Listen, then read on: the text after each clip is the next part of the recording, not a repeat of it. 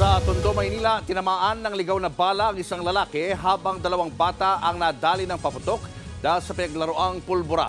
Live mula sa Tondo, Maynila, nasa frontline ng balitang yan si Ian Suyu. Ian, dumami ba ang mga biktima ng paputok dyan kumpara nung nakarang taon?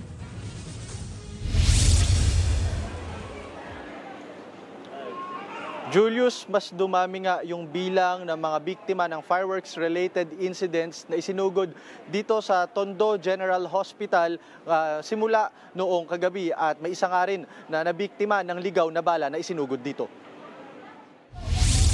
Isa sa mga naabutan namin dito sa Tondo Med ang 13 anyos na binatilyong ito. Naputulan siya ng daliri at nabalian ng kamay matapos umanong sumabog sa kanya ng inipon nilang pulbura. Nakakuha po siya ng Goodbye Philippines. Tapos nilagay yung mga pulbura po, nilagay niya po sa cups. Hindi na po gagamit ng kada na po patok mo. Yawan na po, dala na po. Ang 9 na taong gulang na batang ito naman, nalapnos ang mukha dahil sa paputok. Naglalaro rin daw ng pulbura ang bata.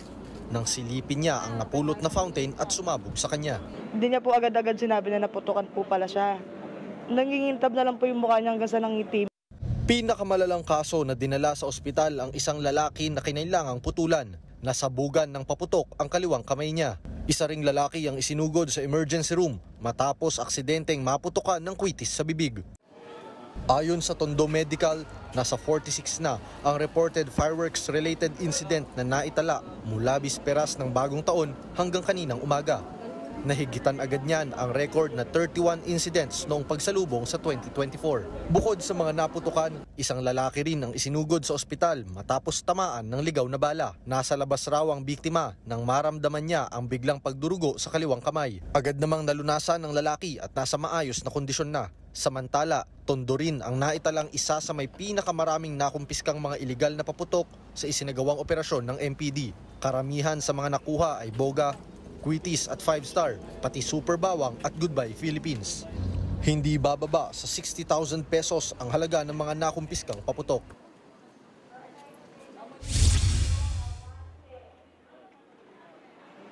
Julius, kakapasok lamang na detalye, nadagdagan na naman yung mga kaso from 46. Umabot na po yan sa 49 fireworks-related injuries dito sa Tondo General Hospital. At payo ng pamunuan ng ospital sa mga magulang, panatilihin pong bantayan na maigi ang mga anak at iwasan po na pabayaan sa labas ang kanilang mga anak na nag-iipon ng mga pulbura o di kaya pinupulot yung mga hindi pumutok na mga fireworks dahil kadalasan po karamihan ng mga kasong na idadala dito ay dahil po sa ganyang pangyayari. At yan ang latest mula dito sa Tondo. Julius? Maraming salamat, Ian Suyu. Mga kapatid, Julius Babaw po. Iba na ang may alam at may pakialam sa panahon ngayon. Para sa frontline ng mga balita, mag-follow at mag-subscribe sa social media pages ng News 5.